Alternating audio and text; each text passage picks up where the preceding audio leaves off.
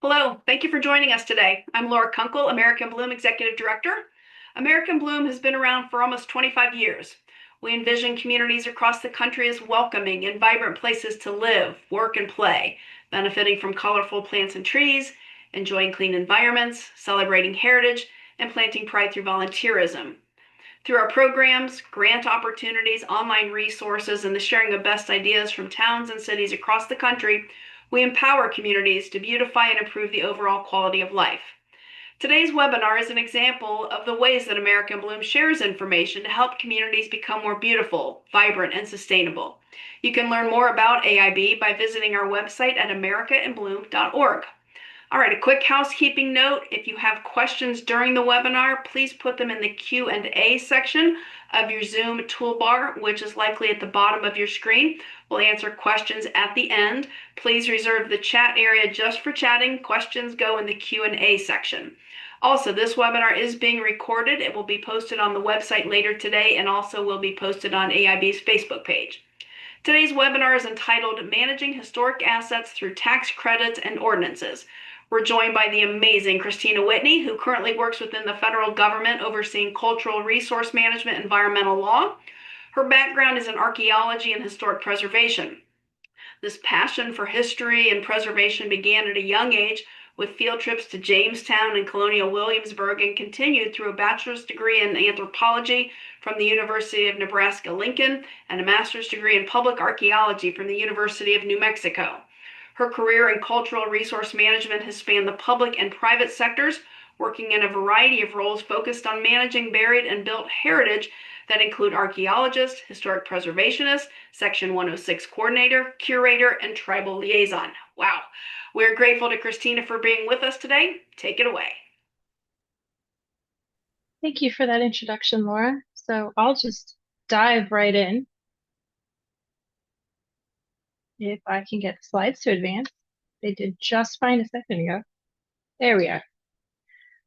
So thank you everyone for attending today. I'd like to start with a brief introduction on historic preservation, how we got here, why we got here, and how things are progressing today, what we're doing, and how tax credits can help continue the historic preservation and sense of historic place that is in your communities. So, with the Great Depression, we had this idea of the Works Progress Administration, a Civilian Conservation Corps, and federal urban renewal as a way to reinvest in our urban centers and rural areas to get people back to work and specifically get tradespeople back into jobs. So this specifically the Federal Urban Renewal Program began in the 1940s, really hitting its peak by the mid-century. And much like other major projects, think of the Hoover Dam, uh, the interstate system, and really anything within the urban core, a lot of material was destroyed. This includes historic buildings and neighborhoods that were within multiple urban environments. We had archaeological sites getting destroyed with the creation of dams and lakes. And it's not to say that these were bad things. We needed the new roads. We needed the infrastructure that the dams provided. We needed new residences and parks and public spaces. But the way that the federal government was going about it was not to the public's liking. The public wasn't involved in all these were very top-down decisions.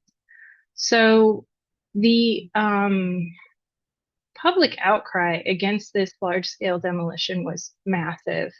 There was a huge movement to create a level of transparency from the federal government to the public. And we had the creation of the National Historic Preservation Act in 1966, which created the National Register of Historic Places and every state historic preservation office. So in terms of environmental law, the National Environmental Policy Act was generated out of a very similar feel of needing that level of transparency from the federal government to the public. So the real beauty of the National Historic Preservation Act was that it legislated relationships, it mandated these relationships to be created, continued, and committed by all parties. The federal government with the state and local governments, with Native American tribes, and the public, consisting of historic preservation groups specifically, but also the public at large. And it was to really allow for and continues to allow for that transparency in the action and how the government is spending taxpayer dollars. So, really, to understand the rest of this workshop, it's important to understand what a historic property is and what I mean when I say historic building, historic site, or historic district. And it doesn't mean old building or old thing. You can have a beautiful old building that you think would be historic by the legal definition, and it isn't. And you can have ramshackle buildings that you would think would never make it on any kind of historic register that are. So this definition, federally, means any prehistoric or historic district site, building, structure, or object included on or eligible for inclusion on the National Register, including artifacts, records, and material remains relating to the district site, building, structure, or object per United States Code 54. What that translates to is, as I said, a very legal definition that's open to a lot of interpretation. But important for communities to understand is that really that second half of the definition as well, where especially related to historic buildings, which is what probably most of you are working with, any records or artifacts or material remains related to that historic building listed on the National Register.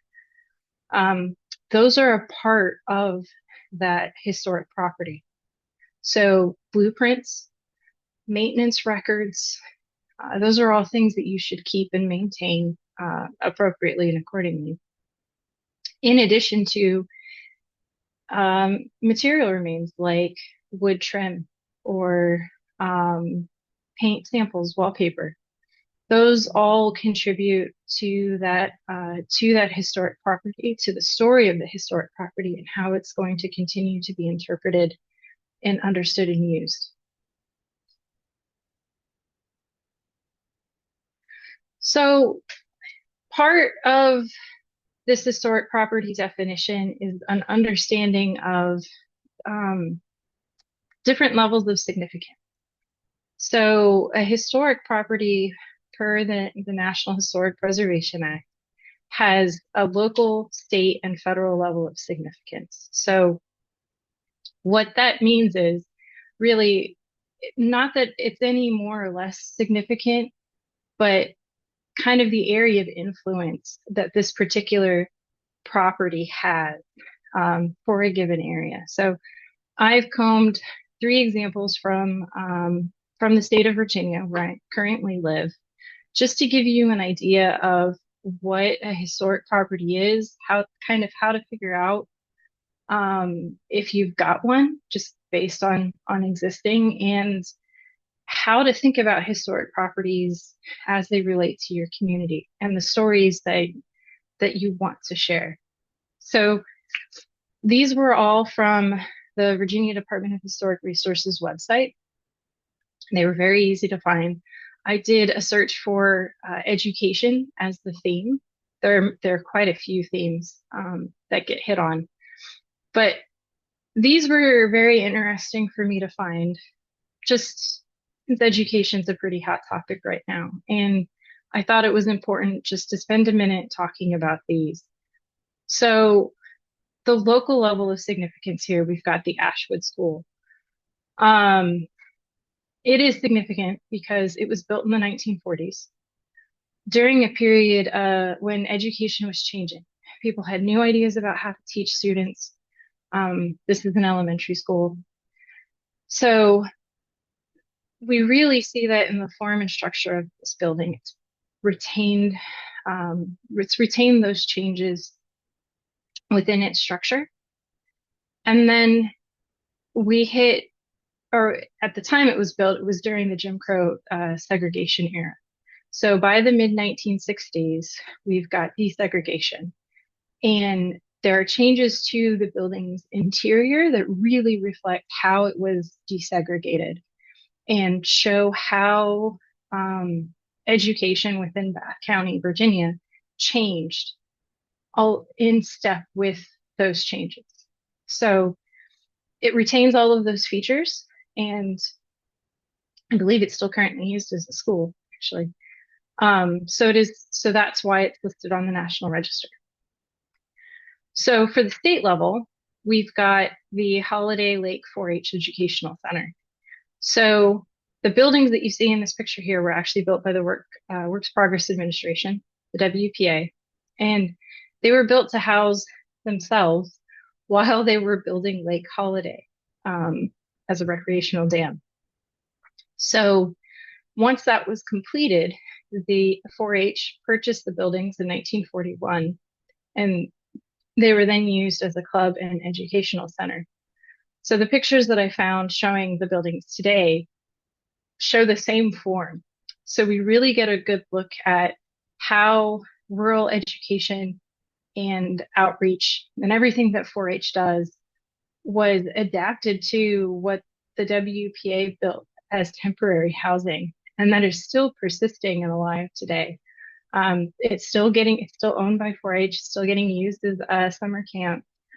And I think the biggest change is actually like boys and girls integration into camps, and they're not separated anymore. So that's really cool. But it's focused on the nomination itself is focused on both the WPA and its impact to the state of Virginia, and 4-H and its impact to the state of Virginia, mostly in rural areas. So the new Kent School here has a national level of significance, and that is because it was an integral part of the Supreme Court case Green versus New Kent County, which was a pivotal case that immediately followed on the heels of Brown versus Board of Education. So while Brown versus Board of Education determined that desegregation had to happen, Green versus New Kent County determined how to define desegregation and what were the legal limits of that standard. And the New Kent School was a part of that lawsuit that made it up to the Supreme Court. And that case had a national impact across every state. It became federal law, and how to interpret that federal law. So that's where we see the national level of significance. So all of these are clearly important. They all tell local stories, but you can see like the ripple effects of those stories getting bigger and more important. Or sorry, not important, just bigger. Neither is really any more or less important. So once we move beyond the federal level and we start looking at states, we get the potential for a lot of different definitions. Most states refer back to the National Historic Preservation Act and the National Register of Historic Properties criteria to define historic properties, but that's not always the case. So if you have a question about whether something is a historic property or not, refer back to your state's State Historic Preservation Office website. So local registers are a lot more fun because you've got a lot more wiggle room in local legislature and local ordinances to define what your community thinks of as historic and how you want that to apply.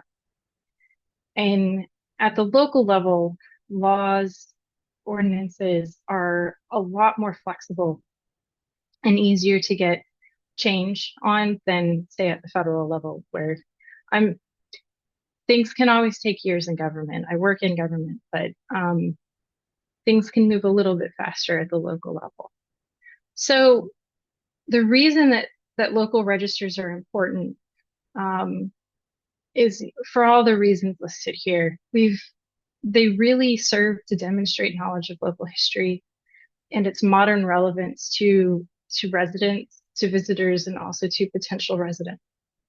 It demonstrates pride and sense of place that the community thought about where it's come from, where it's going, and how it wants to get there. And they can be formalized through ordinances, but also allow for the opportunity for local level tax credits and other kinds of incentives for business owners and residential property owners. So speaking of incentives, I'm going to provide more numbers on the federal side than on the state and local side because federal tax incentives are consistent throughout the country. State and local incentives are not. But what is really nice about federal tax incentives is they're pretty straightforward overall. I've listed several resources where you can go to get some additional information, but um, these incentives in general are for rehabilitating a historic property.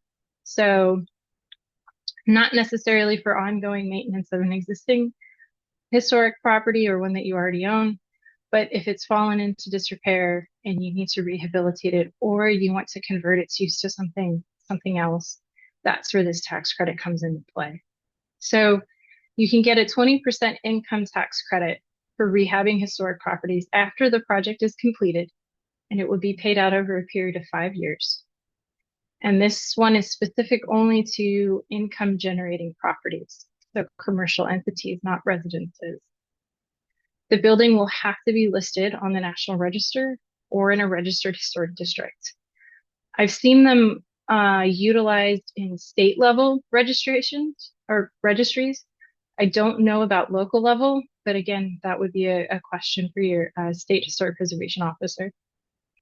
And then the rehabilitation has to meet the Secretary of Interior standards, which means, or is a set of criteria set forth by the Secretary of the Interior and published by the National Park Service that tells you how to appropriately and sympathetically rehab historic structures and buildings. So think of things like how to maintain wood, how to decide on what kind of roofing materials, that sort of thing. So, another tax incentive offered at the federal level is an easement. And I do not really know anything about easements. They are complex. I've worked with them after the fact, but I haven't worked to create one. So I would say if you have a historic property that you'd like to confer to an appropriate entity, call a tax attorney or an accountant, somebody that specializes in this kind of action.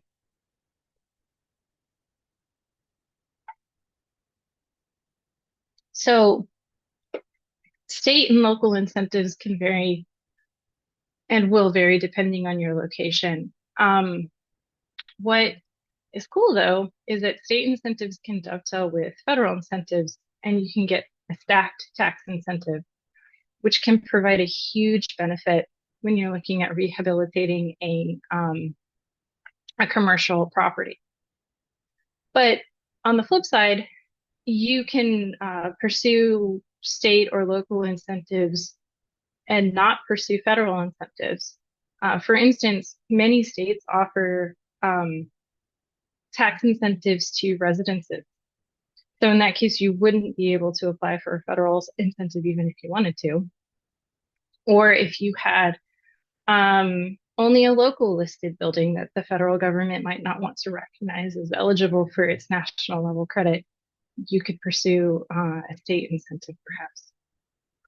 Again, recommend going on to the state website. This is from the Virginia Department of Historic Resources. I found it very easily through Google and a little bit of clicking. But every state is required to have some kind of program like this per the National Historic Preservation Act. So you will be able to get information one way or another, either from the website or reaching out directly to the state via phone or email. So one thing that's really important to remember, and a reason why local legislation is so important, is that the National Register of Historic Places is an honorific designation. It's not intended to keep historic properties for forever. It is intended to make the federal government or permitting entity pause and think about what its intended action is going to do and how it will affect that historic property. So historic properties listed at the national level can still be demolished. They can still be renovated inappropriately. All sorts of things can be done to them. They can be sold to developers. It's a free for all, especially when no federal money is involved. The consideration really comes when there's a federal intersection, either with funding, such as with the potential for a tax credit, or there's a permitting action. And that's when the consideration for the historic property is undertaken. But if the action is going to, demolish the building, and everybody agrees that that's okay, and that there's been an appropriate mitigation to balance out that adverse effect, the project can still move forward, and very often does. And that's where local ordinances can really come into play. Not every historic building, not every old building ought to be preserved, but you really need a framework to determine when that demolition is appropriate. Like, is it because it's no longer safe? Is there a monetary threshold where we determine that it's no longer useful or viable to pursue? And that framework's not something that the federal government can dictate from, to a city. That's not that's not what the federal government was set up for. So that's left to local law. So ordinances step in and laws step in to support this type of action. And in addition to determining when demolition is appropriate, they can provide guidance on and support for the reuse of historic properties, design guidelines for historic districts, both commercial and residential. So to continue to have that continuity of feel and setting within a historic area. It's a little jarring to see, to be in a bunch of surrounded by mid-century modern homes, and then all of a sudden there's like new build construction, and it's just got this 2-story thing going on, a 3-story building, and it just doesn't feel right. Design guidelines can help to prevent that. And the same with an architecture review board. They're composed of experts from the field, architects, engineers, historic preservation specialists that help to manage changes to historic properties, both singly and within historic districts, to maintain that continuity of feel, to maintain the sense of community that these places can provide, and to monitor long-term change to make sure that everything's remaining consistent in keeping with the community's best interest.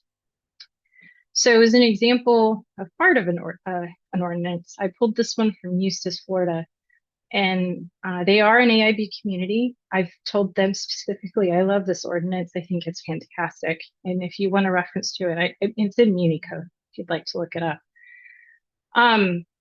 The emphasis is entirely mine, but I like that it points out that the protection of historic properties is considered a public necessity because they are serving as visible reminders of the history and heritage of the city, state, and nation. So it's pointing out that this is the public good, that historic preservation serves the public good, and that the city of Eustis, Florida, which is a certified local government, supports historic preservation. And I see it at work. I have seen it at work the last 2 times that I advised in Eustis. And speaking of certified local governments, These are a great way to find additional fund or to be able to access additional funding. The idea was created with the National Historic Preservation Act. And one of the requirements is local level ordinances that support historic preservation, much like the one, that Eustis has. And you can see from this map that I pulled from the National Park Service website, there are a lot of CLGs within the continental US and even Alaska and Hawaii. And the map is just demonstrating the intersection between national parks, federal lands, and CLGs. You don't have to be connected, but they often work in concert to support each other.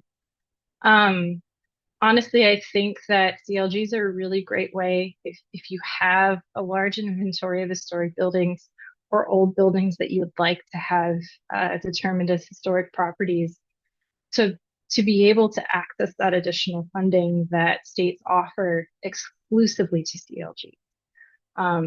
States are really manage that program.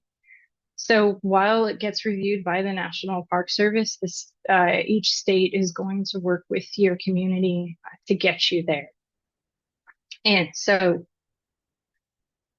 basically, again, call your SHPO, your state historic preservation officer, reach out to them. If it is something that you guys would, or that any community would like to do, it is a straightforward process, but not necessarily an easy one, especially since if there aren't any ordinances currently in use in your community, they're going to have to be developed and approved and then implemented. But again, every state is going to have a website with information on this, and that will show you, one, why to become a CLG, but two, how to get there.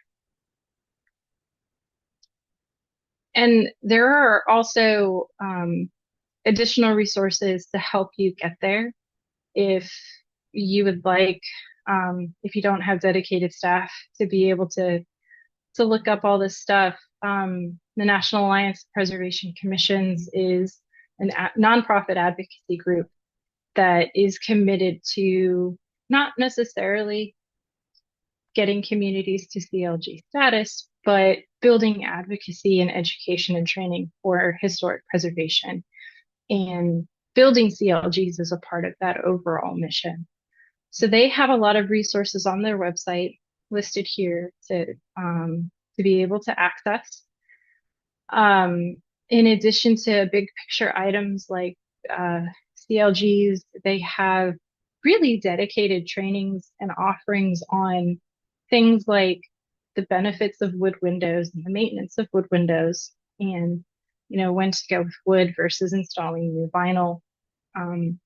That's always a debated, heated topic within the preservation community, wood versus vinyl. So it was good to see very practical maintenance type training and information on their website.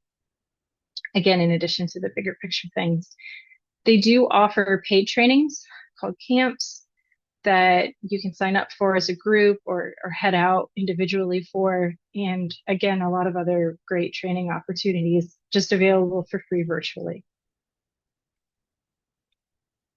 And of course, the question is always why?